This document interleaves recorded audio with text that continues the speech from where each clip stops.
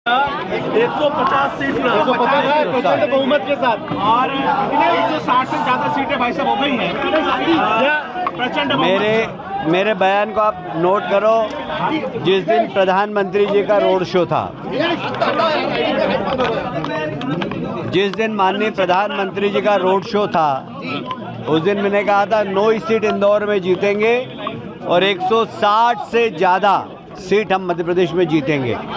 मेरा on record है, बहुत सारे सोशल मीडिया में भी चल रहा है। मैंने 9 सीट इंदौर की जीतने को बोला था। मालवा में सर्वाधिक सीटें जीतेंगे हमने मालवा में भी रिकॉर्ड तोड़ा है और वैसे तो सभी राज्यों में रिकॉर्ड तोड़ा है। छत्तीसगढ़ की इतनी ग्रेट विक्ट्री है जिसकी कल्पना हमको भी नहीं थी, और राजस्थान हम बहुत अच्छे वोटों से जीत रहे हैं। तो 3 राज्यों में सरकार बनाना ये बहुत साफ दिखाई देता है कि आने वाले लोकसभा में हम 400 से ज़्यादा सीट जीतेंगे।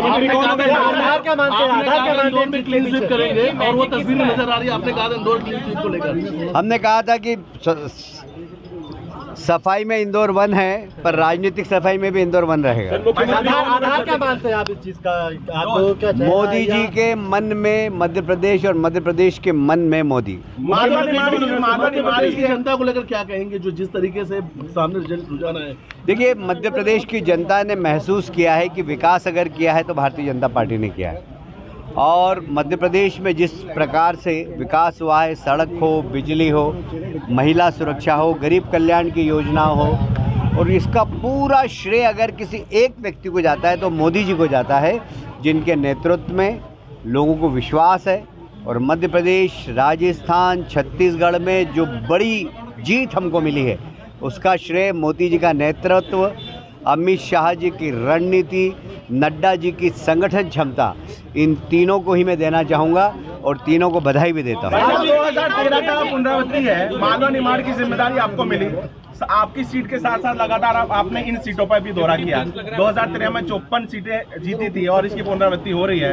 एक बड़ी जिम्मेदारी मिली थी, इस विक्ट्री को कैसे देख रहे हैं? और जी बताएं। मैं 1 वर्ष से मालवा निमाड़ में काम कर रहा था और उद्देश्य यही था कि मालवा निमाड़ पिछली बार बहुत हमारे लिए नुकसानदायक था। इस बार हम ज़्यादा से ज़्यादा वहाँ पर सीट जीतने का प्रयास करेंगे और हमने 1 साल से कोशिश की और आप देख रहे हैं मालवा निमाड़ ने सर्वाधिक जीत भारतीय जनता पार्टी को। आपकी क्या जिम्मेदारी होगी? 50,000 प्लस वोटों से लोग नजर आ रहे हैं जीतते हुए, इस बार एक नया ट्रेंड नजर आ रहा है। नहीं, अब ये तो जनता का प्यार है, किसके प्रति कितना लुट जाए। रमेश जी 1 लाख के आसपास जीतेंगे, हमारी मालनी जी भी 1 आध लाख के आसपास जीतेंगी, माननीय शिवराज सिंह जी भी 1-1.5 लाख के आसपास जीतेंगे। तो ये जो प्यार है जनता का, ये एक बार में नहीं मिलता है, लगातार हम सेवा कर रहे हैं।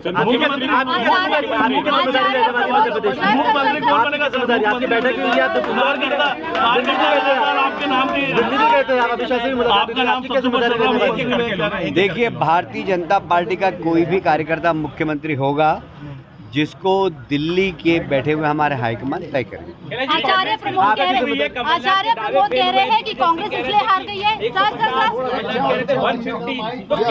देखिए, मैं आपसे पूछता हूँ एक प्रश्न, कांग्रेस की दुर्गति नहीं, मैं आपसे दूसरा प्रश्न पूछता हूँ कि कांग्रेस को वोट क्यों दें? क्या उनके पास नेता है? क्या उनके पास नीति है? क्या उनकी नीयत अच्छी है? न नेता है, न नीति है, न कांग्रेस की नीयत अच्छी है। इसलिए जनता ने उनको अपना चेहरा दिखाया आईने में कि लोकसभा में जाने के पहले आईने में अपना चेहरा देखिए। आचार्य प्रमोद कह रहे हैं कि कांग्रेस इसलिए हार गई है क्योंकि उन्होंने सनातन को बहुत गालियां दी है, ये वजह मान रहे हैं आप? नहीं, बहुत सारे कारणों में ये कारण भी हो सकता है, बिल्कुल मैं इससे इनकार नहीं करता। छत्तीसगढ़ का जो रिजल्ट सामने आ रहा है उसके लिए क्या कहेंगे? छत्तीसगढ़ की तो बहुत बड़ी विक्ट्री है और मैं इसके लिए हमारे रणनीतिकार अमित शाह जी को और नड्डा जी, जिन्होंने वहाँ की कमाल संभाल रखी थी, और मोदी जी का नेतृत्व, जबरदस्त नेतृत्व, उसके कारण ही हम जीते, ऐसा मेरा मानना है। बीजेपी की बड़ी जीत के बाद कांग्रेस ने इंडिया गठबंधन की बैठक बुलाई है, 6 तारीख को दिल्ली में होने वाली है। अब उनसे पूछिए कि उनके इंडिया गठबंधन में जाएगा कौन कौन। क्या नीतीश जाएंगे क्योंकि वो इंडिया गठबंधन से नाराज़ हैं? क्या लालू जी के बेटे अखिलेश जाएंगे? वो बहुत नाराज़ हैं। ममता जी बहुत नाराज है। अब पता नहीं कौन सा नया गठबंधन बनता है। कांग्रेस मान रही थी और रिसोर्ट और हेलीकॉप्टर तक बुक करके रख लिए गए थे। हाँ, मतलब इसका मतलब है उनका ज़मीनी अंदाज नहीं। कांग्रेस के नेता हेलीकॉप्टर में घूमते हैं, एसी कमरों में रहते हैं, ज़मीनी हकीकत का उनको एहसास नहीं था। और मैं आज से नहीं, आप मेरी जितनी प्रेस कॉन्फ्रेंस मैंने ली है आप लोगों के चर्चा की, तब भी मैंने कहा 9 सीट हम इंदौर में जीतेंगे, 160 हम मध्य प्रदेश में जीतेंगे। आज से नहीं कह रहा हूँ मैं, 1 महीने पहले से कह रहा हूँ, क्योंकि हम ज़मीन में जाते हैं, लोगों से मिलते हैं। मैं किसी रेस में नहीं हूँ, अगर भारतीय आपको जनता ऑफर पार्टी होगा का। तो आप रेडी रहेंगे मुख्यमंत्री मैं बनने ऐसे के लिए? काल्पनिक प्रश्नों का जवाब नहीं देता। Ladli Behna game changer, Ladli Behna game changer के रूप में साबित हुई। भाई लाडली बहना छत्तीसगढ़ में ठीक है। आप लोग कुछ दरबारी पत्रकार ये स्थापित करने में लगे हुए हैं, तो जरा उनको समझना चाहिए कि छत्तीसगढ़ में क्या थी, क्या नहीं थी, राजस्थान में थी, क्या नहीं थी, और तीनों जगह क्या था, मोदी जी का नेतृत्व। तो मोदी जी के नेतृत्व के कारण ही हम जीते। जिम्मेदारी क्या होने वाली है मध्य प्रदेश की राजनीति में? भारतीय जनता पार्टी के कार्यकर्ता की। एक नंबर पे कैसे आप देखते हैं जीत को, अपनी जीत को कैसे देखते हैं?